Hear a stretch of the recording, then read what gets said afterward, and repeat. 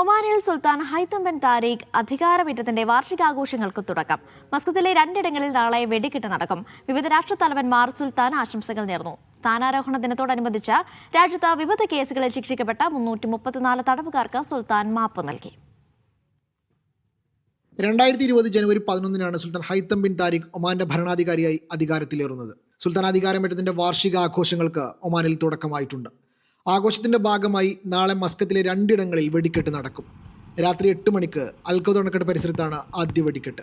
തുടർന്ന് നഗരത്തിലെ Muscat nights ആഘോഷങ്ങളുടെ ഭാഗമായി രാത്രി 8:30 ബൗഷർ വിലായത്തിൽ രണ്ടാമത്തെ വെടിക്കെട്ട് നടക്കും.